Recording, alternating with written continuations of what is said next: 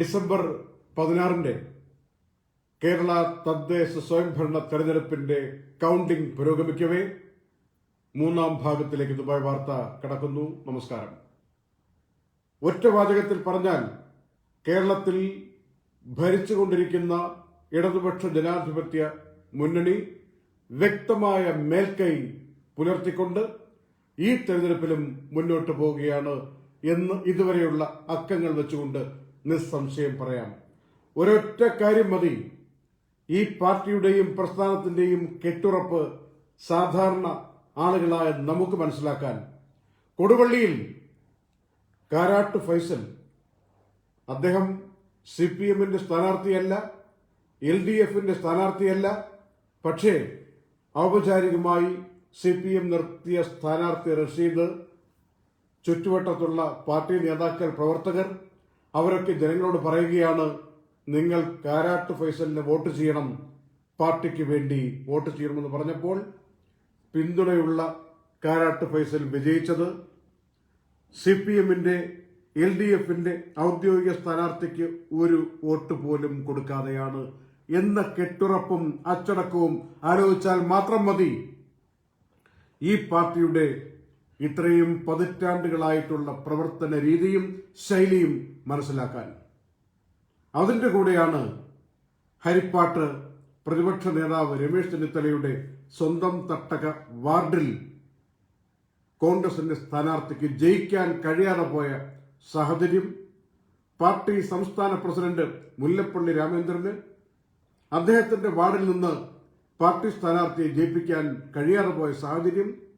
ഇതൊക്കെ വിലയിരുത്തി കേരളത്തിന്റെ രാഷ്ട്രീയ രംഗം പഠിക്കേണ്ടത് എന്ന കാര്യം ഓർമ്മിപ്പിക്കുകയാണ്. ഏതായാലും കണക്ക് പരിശോധിക്കുമ്പോൾ ജില്ലാ പഞ്ചായത്തുകളിൽ 11-3 എന്ന രൂപത്തിൽ LDF-ന്റെ മേൽക്കോയ്മ മുന്നോട്ട് പോകുന്നു. 3 ജില്ലകൾ എറണാകുളം, മലപ്പുറം, ഇടുക്കി, ഈ 3 ജില്ലകളിലും ഭരണം കൊണ്ടുപോകുന്ന രീതിയിൽ UDF ഒരുപക്ഷെ ഒതുങ്ങിപ്പോകുമോ എന്ന് സംശയിക്കുമാറാണ് കാര്യങ്ങൾ പോകുന്നത്. ഇപ്പോൾ ഇടുക്കിയിൽ തന്നെ ദുർബലമാണ്. ജില്ലാ പഞ്ചായത്തിൽ LDF UDF 9-7 എന്ന രൂപത്തിൽ നിൽക്കുകയാണ്. 10 ജില്ലാ പഞ്ചായത്തിൽ എന്താണെങ്കിലും LDF-ന് ലീഡ് എന്ന രൂപത്തിൽ ഇപ്പോൾ കണക്ക് പുറത്തു വരികയാണ്. ആകെയുള്ളത് മുനിസിപ്പാലിറ്റിയിൽ മാത്രമാണ് ഒരൽപ്പം. അതായത് 36 മുനിസിപ്പാലിറ്റിയിൽ LDF ആണെങ്കിൽ 43 മുനിസിപ്പാലിറ്റികളിൽ UDF-ന് നേട്ടമുണ്ടാക്കാൻ കഴിയുന്നു എന്ന തരത്തിൽ മുന്നോട്ട് പോവുകയാണ്. കോർപ്പറേഷനിൽ ഇപ്പോൾ നിൽക്കുന്നത് 3-3 എന്ന രൂപത്തിൽ 6 ഉണ്ടല്ലോ ആകെ.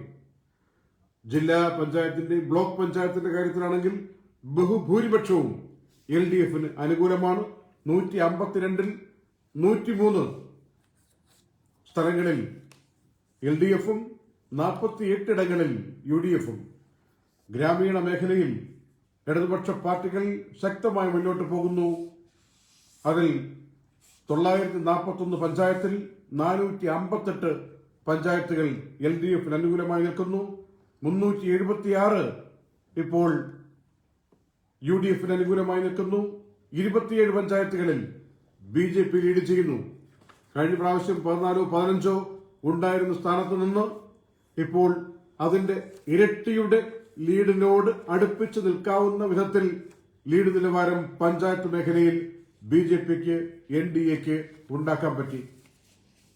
എങ്കിലും നിലവിലെ സാഹചര്യത്തിൽ കേന്ദ്രത്തിലെ ഭരണവും കേരളത്തിലെ രാഷ്ട്രീയ സാഹചര്യങ്ങൾ മുതലെടുക്കാൻ വേണ്ടി ശ്രമിച്ച് ഇടപെടലുകളും സൂക്ഷ്മമായി ഒരു ഭരണകൂടത്തെ കുരുക്കാൻ വേണ്ടി സ്വീകരിച്ച നിലപാടുകളും ഇതൊക്കെ താരതമ്യം ചെയ്യുമ്പോൾ BJP ഇതല്ല നേടേണ്ടിയിരുന്നത് എന്ന് ഏതൊരാൾക്കും ബോധ്യമാകും. പ്രത്യേകിച്ച് പ്രതിപക്ഷമായ UDF ദുർബലമായി നിൽക്കുന്നു എന്ന് തോന്നിപ്പിക്കാവുന്ന കണക്കുകൾ പുറത്തു വരുമ്പോൾ. ഈ സംസാരിക്കുന്നതൊക്കെ അക്കങ്ങൾ വെച്ചുകൊണ്ടാണ്. ഇനി ആശയം വെച്ചുകൊണ്ടാണെങ്കിൽ പാലായിലെ കണക്ക് നോക്കൂ. രൂപീകൃതമായിട്ട് 5-6 പതിറ്റാണ്ടുകൾ പിന്നിടുന്ന പാല, ഇതുവരെ ഇടതുപക്ഷ പാർട്ടികളുടെ ചുവന്ന കൊടി അവിടെ കുടിവെക്കാൻ വേണ്ടി പറ്റിയിട്ടില്ല. പാല നഗരസഭയിൽ അതിപ്പോൾ സാർത്ഥകമാകുന്നു.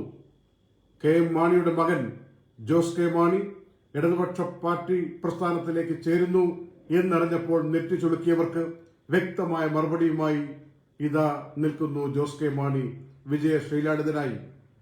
ഫൈസൽ കാരാട്ടിന്റെയും അതുപോലെ ജോസ് കെ മാണിയുടെയും തെരഞ്ഞെടുപ്പാണ് ഈ തദ്ദേശ സ്വയംഭരണ തെരഞ്ഞെടുപ്പ് എന്നതും ഇനി 4-5 മാസം കഴിയുമ്പോൾ വരാനിരിക്കുന്ന നിയമസഭാ തെരഞ്ഞെടുപ്പിലൂടെ കേരള ചരിത്രത്തിൽ വലിയ മാറ്റം വരുത്തിക്കൊണ്ട് ഇടതു തരംഗത്തിലേക്ക് പോകുമോ എന്ന രൂപത്തിൽ തുടർച്ചയായ 2ാം ഭരണം എന്ന രൂപത്തിൽ ഒരു മുന്നണി പോകുമോ എന്ന് പോലും വ്യക്തമായി സംശയിക്കാൻ പറ്റിയ പാകത്തിൽ മുന്നണിയുടെ പാർട്ടിയുടെ നേതാക്കന്മാരുടെ ഇപ്പോഴത്തെ നിലയിൽ നിൽക്കുന്നു.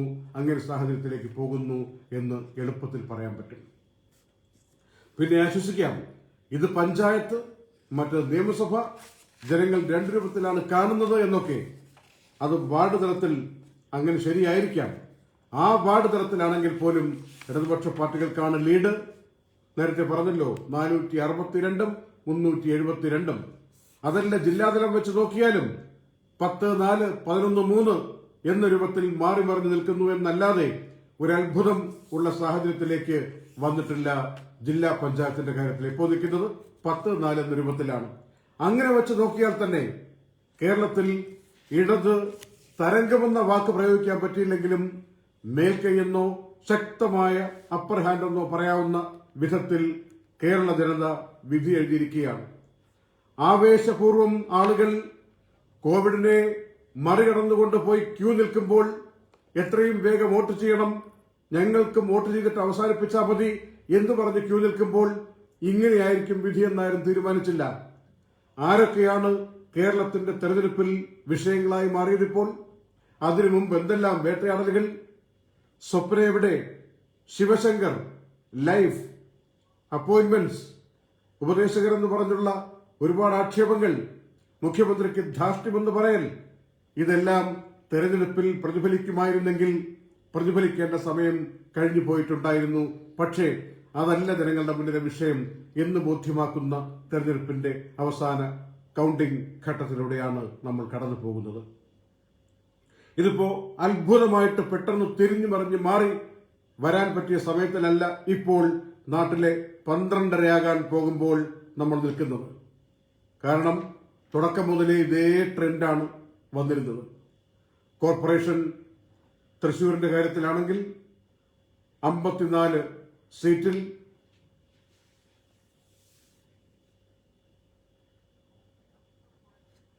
ഒന്ന് രണ്ട് കാര്യങ്ങൾ കൂടി സൂചിപ്പിക്കുകയാണ്. ബിജെപിയുടെ പ്രമുഖ നേതാവ്, വക്താവ് ഗോപാലകൃഷ്ണൻ തൃശൂരിൽ പരാജയപ്പെട്ടിരിക്കുകയാണ്.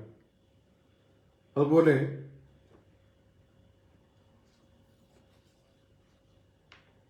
മലപ്പുറത്തും കോഴിക്കോട്ടും വെൽഫെയർ പാർട്ടിക്ക് കുറച്ച് നേട്ടമുണ്ടാക്കാൻ പറ്റി. ഒഞ്ചിയത്ത് RMPയെ മറികടന്ന് വിജയം ഉറപ്പാക്കാൻ പറ്റിയിട്ടില്ലെങ്കിലും LDFന് അനുകൂലമായ അന്തരീക്ഷം ഉണ്ടായി വരുന്നു എന്ന് സൂചിപ്പിക്കുന്ന അക്കങ്ങൾ പുറത്തു വരികയാണ്. എറണാകുളവും ഇടുക്കിയും മലപ്പുറവും UDFന് ശക്തമായ കോട്ടകൾ തന്നെയാണെന്ന് പറയുമ്പോഴും എറണാകുളം കോർപ്പറേഷനിലെ, കൊച്ചി കോർപ്പറേഷനിലെ മേയർ സ്ഥാനാർത്ഥിയായി കോൺഗ്രസ് ഉയർത്തിക്കാണിച്ച വേണുഗോപാൽ BJPയുടെ മുന്നിൽ ഒരു വോട്ടിന് പരാജയപ്പെട്ടത് വലിയ ഷോക്കുണ്ടാക്കുന്ന കാര്യം തന്നെയാണ്. അതേസമയം തിരുവനന്തപുരത്തും ഇടതുപക്ഷത്തിന് ശക്തമായ ഒരു അടികിട്ടി. കോർപ്പറേഷൻ വിജയത്തിലേക്ക് വരുമെന്ന സൂചനയിലേക്ക് പോകുന്നെങ്കിലും മേയർ ശ്രീകുമാർ പരാജയപ്പെട്ടതെങ്ങനെ എന്ന് പഠിക്കേണ്ടതാണ്. മേയർമാരാകാൻ സാധ്യതയുണ്ടെന്ന് കരുതിയിരുന്ന 2 വനിതകൾ, അവർ 2 പേരും തിരുവനന്തപുരത്ത് പരാജയപ്പെട്ടിരിക്കുകയാണ്. AKG സെന്റർ ഇരിക്കുന്ന സ്ഥലത്തുള്ള ആ വാർഡിലെ ഇടതുപക്ഷ സ്ഥാനാർത്ഥി പരാജയപ്പെട്ടിരിക്കുകയാണ്. ഇങ്ങനെയുള്ള കുറെ അത്ഭുതങ്ങൾ എപ്പോഴും എല്ലാ പാർട്ടികൾക്കും എന്നും പഠിക്കാൻ വേണ്ടി ഉണ്ടാകും എന്ന കാര്യത്തിൽ സംശയം വേണ്ട. പത്തനംതിട്ട നഗരസഭയിൽ LDFന്റെ മുന്നേറ്റം പ്രകടമാവുകയാണ്. ഗ്രാമപഞ്ചായത്തുകളിലെല്ലാം കേരള ഒട്ടുക്ക് LDFന് വളരെ പ്രധാനപ്പെട്ട നേട്ടത്തിലേക്ക് പോകാൻ പറ്റും എന്ന സൂചന വരികയാണ്. ഇപ്പോൾ വയനാട് ജില്ലാ പഞ്ചായത്തിൽ LDFും UDFും ഒരുപോലെ നിൽക്കുന്ന സാഹചര്യം 16 വീതം. കോഴിക്കോട്ട് 70 പഞ്ചായത്തുള്ളതിൽ 41 പഞ്ചായത്തുകൾക്ക് LDF, അതുപോലെ ഗ്രാമപഞ്ചായത്ത് വയനാട്ടിൽ 23 പഞ്ചായത്തിൽ UDF-നാണ് മേൽക്കൈ വന്നിരിക്കുന്നത് പഞ്ചായത്തുകളിൽ. ഏതായാലും മൊത്തത്തിൽ ഇങ്ങനെ നോക്കുമ്പോൾ കിട്ടുന്ന ചിത്രങ്ങൾ ഇതൊക്കെയാണ്. ഒന്നാകെ ഓടിച്ചു നോക്കിയാൽ ഇപ്പോഴും മുനിസിപ്പാലിറ്റിയുടെ കാര്യത്തിൽ 41 UDF ലീഡ് ചെയ്യുന്നു.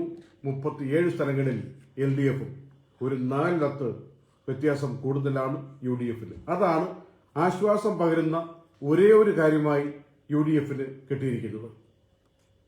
രണ്ടാമത്തേത്, ബ്ലോക്ക് പഞ്ചായത്തിൽ കിട്ടിയിരിക്കുന്ന വലിയ അടിയാണ്. 103 ഇടങ്ങളിലാണ് LDF ലീഡ് ചെയ്യുന്നത്. 48 സ്ഥലങ്ങളിൽ UDF-ഉം ലീഡ് ചെയ്യുന്നു. പാലക്കാട് മുനിസിപ്പാലിറ്റി ഭരണം നിലനിർത്തിയിരിക്കുന്നു BJP. 2020 എന്ന അത്ഭുതത്തെക്കുറിച്ച് നമ്മൾ അറിയണം. കിഴക്കമ്പലത്ത് മാത്രമല്ല, കഴിഞ്ഞ ഇലക്ഷനിലൊക്കെ തെളിയിക്കപ്പെട്ട അതേ ശക്തിയും സാധ്യതയും രാഷ്ട്രീയ മുന്നണികൾക്ക് അതീതമായി നിന്നുകൊണ്ട് ജനകീയ വികസനം ലക്ഷ്യം വെച്ചുകൊണ്ട് നാട്ടിൽ കൊള്ളാവുന്ന ആളുകളെല്ലാം കൂടി ചേർന്ന് രാഷ്ട്രീയ പാർട്ടി പോലെ പ്രസ്ഥാനമുണ്ടാക്കി പ്രവർത്തിച്ചാൽ ജനങ്ങൾ സ്വീകരിക്കുമെന്നുള്ളതിന്റെ വ്യക്തമായ തെളിവായി 2020 തൊട്ടപ്പുറത്തുള്ള പഞ്ചായത്തുകളിലും വെന്നിക്കൊടി പാറിച്ച് മുന്നോട്ട് പോവുകയാണ്. ഇതൊരു വലിയ ദിശാമാറ്റത്തിന്റെ സൂചനയാണ്.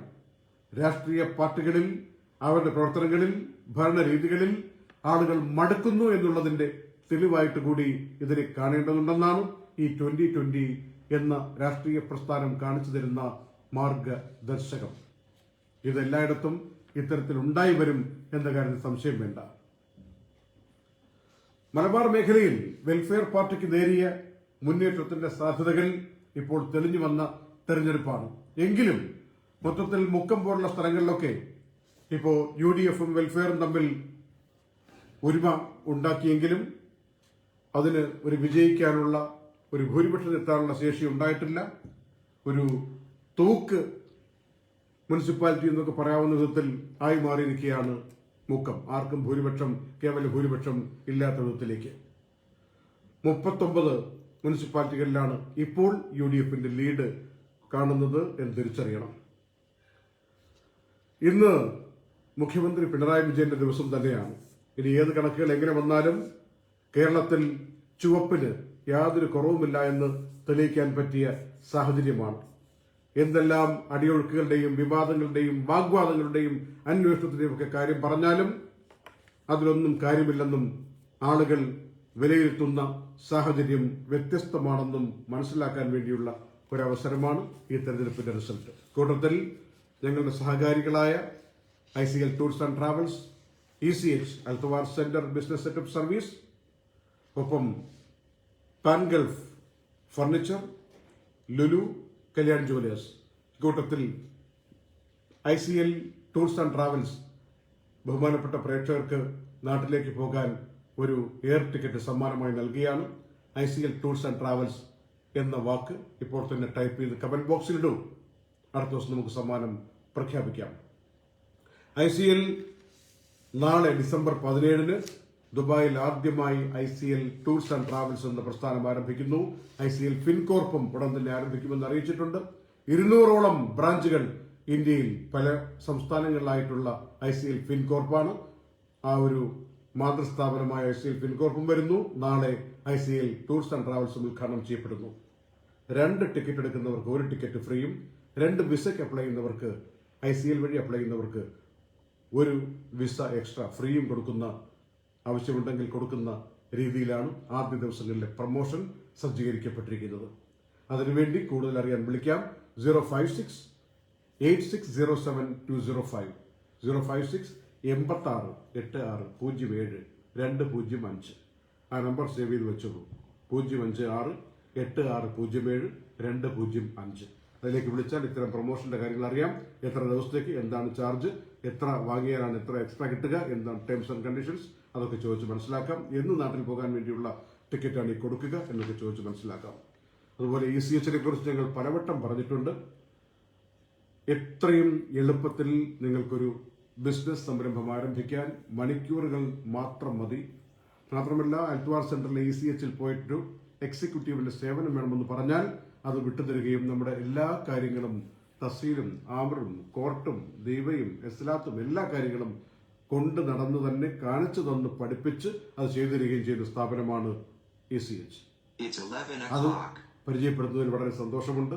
നേരത്തെയും ഞങ്ങൾ സൂചിപ്പിച്ചു, അതിന്റെ ക്യാപ്റ്റൻ മിസ്റ്റർ ഇക്ബാൽ മാർക്കോണി, അദ്ദേഹമാണ് ആദ്യമായിട്ട് ഇവിടെ നിന്ന് ആളുകൾ നാട്ടിലേക്ക് പോകുന്ന കൊറോണ കാലഘട്ടത്തിൽ ഒന്നുമില്ലാതെ പോകുന്നവർക്ക് ഒരു പെട്ടി നിറയെ സാധനങ്ങൾ കൊടുത്തുകൊണ്ട് കുടുംബങ്ങൾക്ക് കുട്ടികൾക്ക് കൊടുക്കുമെന്ന് പറഞ്ഞ് പേഴ്ഷ്യൻ പെട്ടി എന്ന സംവിധാനം അവതരിപ്പിച്ചത്.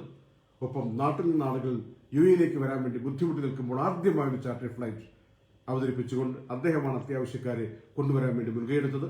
അങ്ങനെ സാമൂഹികമായിട്ടുള്ള ഇടപെടലുകൾ നടത്തിക്കൊണ്ട് കോവിഡ് കാലഘട്ടത്തിൽ മുന്നണി പോരാളിയായി ഇക്ബാൽ മാർക്കോണി നിന്നു. ആ അദ്ദേഹത്തിന്റെ പ്രസ്ഥാനമാണ് ECH എന്നതെന്ന കാര്യം കൂടി ഓർമ്മയിലിരിക്കട്ടെ. ഏതായാലും ജോസഫ് വിഭാഗം മത്സരിച്ച 7 സീറ്റുകളിലാണ്. അതിൽ 5ലും തോറ്റിട്ട് UDFന്റെ തട്ടകത്തിൽ ചേർന്ന് നിൽക്കാൻ പറ്റിയ ആളല്ല എന്ന് സ്വയം തെളിയിച്ചുകൊണ്ട് ജോസ് കെ മാണിയുടെ വ്യക്തിപ്രഭാവത്തിന് തിളക്കം കൂട്ടുന്ന സാഹചര്യം ജോസഫ് ഗ്രൂപ്പ് ഉണ്ടാക്കി കൊടുത്തു എന്ന കാര്യത്തിൽ സംശയം വേണ്ട. അതും ഈ തെരഞ്ഞെടുപ്പിന്റെ ഒരവശേഷിപ്പാണ്. ഇനിയിപ്പോൾ ഒരുപാട് കാലം കഴിഞ്ഞ് മാറ്റുമെന്ന് പറയാൻ സമയമില്ല. അടുത്ത ഇലക്ഷൻ എല്ലാവർക്കും വീട്ടിലിരുന്നിട്ട് കൃത്യമായ ഹോംവർക്ക് ചെയ്യാൻ പറ്റിയ ഒരു ചെറിയ ഇടവേള ഇപ്പോൾ ഈ തെരഞ്ഞെടുപ്പ് കൊടുക്കുകയാണ്. എന്താണെങ്കിലും ഡിവിഷനുകളിൽ ഇപ്പോൾ തൃശ്ശൂരിന്റെ കാര്യത്തിൽ ഒരു വന്നിരിക്കുന്നത് LDF ആണോ UDF ആണോ എന്നുള്ള ഒരു ഫോട്ടോ ഫിനിഷിംഗിലേക്ക് പോവുകയാണ്. അത്രയ്ക്ക് വളരെ കൗതുകം നിറഞ്ഞ ഒരു അന്തരീക്ഷത്തിലേക്ക് തൃശ്ശൂർ മാറുന്നു. കൊച്ചിയിൽ കേവല ഭൂരിപക്ഷം കോർപ്പറേഷനിൽ ആർക്കും കിട്ടിയിട്ടില്ല. UDFന് കിട്ടുമെന്നുള്ള ഘട്ടം പലവട്ടം വന്നതാണ്, എന്നിട്ട് കിട്ടിയിട്ടില്ല. ഇങ്ങനെയൊക്കെയുള്ള കാര്യങ്ങളിലാണ്. തൃശ്ശൂരിലും ഇപ്പോൾ കോഴിക്കോട്ടാണെങ്കിൽ LDFന് വൻ ഭൂരിപക്ഷമാണ് കോർപ്പറേഷനിൽ. കണ്ണൂരിൽ UDFനാണ് മേൽക്കൈ വന്നിരിക്കുന്നത്. പെരിയ പഞ്ചായത്ത് UDF പിടിച്ചെടുത്തു എന്നുള്ള വലിയൊരു കാര്യം, ഒരു മാറ്റം വന്നിട്ടുണ്ട്. കാസർഗോഡ് ജില്ലാ പഞ്ചായത്തിൽ LDFന് നേരിയ മുൻതൂക്കം 9, UDFന് 7 എന്ന രൂപത്തിൽ നിൽക്കുകയാണ്. കോർപ്പറേഷനാണെങ്കിൽ 3-3, മുനിസിപ്പാലിറ്റി ആണെങ്കിൽ 38-39, ഏതാണ്ട് തുല്യം എന്ന രൂപത്തിൽ BJPക്ക് 3 ലീഡ് നിലവാരമാണ് ഈ പറയുന്നത്. അതുപോലെ ജില്ലാ പഞ്ചായത്തിൽ 11-3, ബ്ലോക്ക് പഞ്ചായത്തിൽ 107-44, ഗ്രാമപഞ്ചായത്തിൽ 473, 379, 25 പഞ്ചായത്തുകൾ BJPക്ക് കിട്ടും എന്ന രൂപത്തിൽ മുന്നോട്ട് പോവുകയാണ്. ഇതിപ്പോൾ 2-3 ഭാഗം കഴിഞ്ഞിരിക്കുന്നു ദുബായ് വാർത്തയുടെ ഈ ഒരു തത്സമയ പരിപാടി. ഇപ്പോൾ ഏകദേശം ഒരു ചിത്രം ആയ സാഹചര്യത്തിൽ ഞങ്ങൾ ഈ ഒരു തത്സമയ പരിപാടി അവസാനിപ്പിക്കുകയാണ്. ഇനിയിപ്പോൾ ഈ ഒരു LDFന്റെ മുന്നേറ്റം എന്ന രൂപത്തിൽ തന്നെയാണ് ഒറ്റ വാചകത്തിൽ പറയാവുന്ന, ഇതിന്റെ അക്കങ്ങൾ സൂചിപ്പിക്കുന്ന ഇതുവരെയുള്ള രേഖ. ഇനി ഒരു 10 മുതൽ 20% വരെ എപ്പോഴും അതിന്റെ കറക്ഷനും തിരുത്തലും വെട്ടലും ഒക്കെ ഉണ്ടാക്കാനുള്ള സാധ്യത എല്ലാ തെരഞ്ഞെടുപ്പിലും ഉണ്ടായിട്ടുണ്ട്. അതൊക്കെ സംഭവിക്കാനുള്ള സാധ്യതയുമുണ്ട്. ഒരുപാട് പാഠങ്ങൾ ഇതുമായി ബന്ധപ്പെട്ട് നിൽക്കുന്ന എല്ലാവർക്കും സമ്മാനിച്ചുകൊണ്ടാണ് ഈ തെരഞ്ഞെടുപ്പിന്റെ കൗണ്ടിംഗ് മുന്നോട്ട് പോകുന്നത്. അതിന്റെ അവസാന രീതിയിലേക്ക് നാട്ടിൽ ഇപ്പോൾ 12:30 കഴിഞ്ഞിരിക്കുന്നു. നമ്മൾ രാവിലെ UAE 6:30 മണിക്ക് ഈ ലൈവ് ആരംഭിച്ചതാണ്. 3 ഘട്ടങ്ങളായിട്ടാണ് പോയിരിക്കുന്നത്. കൂട്ടത്തിൽ ഒരു സമ്മാനമായി നിങ്ങൾക്ക് ICL ടൂർസ് ആൻഡ് ട്രാവൽസ് എന്ന് എഴുതിയിട്ടാൽ നിങ്ങൾക്കൊരു സമ്മാനം, ഒരു എയർ ടിക്കറ്റ് സമ്മാനം കിട്ടാനുള്ള അവസരം കൂടി വരികയാണ് എന്ന കാര്യം ഓർമ്മിപ്പിച്ചുകൊണ്ടും ഇത്തരത്തിലുള്ള കൗതുകങ്ങളും ആവേശം നിറഞ്ഞ സമീപനങ്ങളും നമ്മുടെ രാഷ്ട്രീയത്തിന്റെ ഏറ്റവും വലിയ ശക്തിയാണെന്നും ജനങ്ങൾ രാഷ്ട്രീയത്തിൽ സജീവമായിട്ട് ഇടപെടുന്നു എന്നുള്ളതിന് തെളിവാണെന്നും ഓർമ്മിപ്പിച്ചുകൊണ്ടാണ് ഇതിൽ സഹകരിച്ച ICL, ECH, Lulu, Kalyan jewellers, ഒപ്പം പാൻ ഗൾഫ് ഫർണിച്ചർ എല്ലാവർക്കും നന്ദി പ്രകാശിപ്പിച്ചുകൊണ്ടും തുടക്കം മുതൽ തന്നെ ഇത് കണ്ടും കേട്ടും ഷെയർ ചെയ്തും കമന്റ് ചെയ്തും മത്സരങ്ങൾക്ക് ഉത്തരമയച്ചും എൻഗേജ് ചെയ്തുകൊണ്ട് പ്രോത്സാഹിപ്പിച്ച ബഹുമാനപ്പെട്ട പ്രേക്ഷകർക്കും നന്ദി പ്രകാശിപ്പിച്ചുകൊണ്ട് നിർത്തുന്നു. നന്ദി.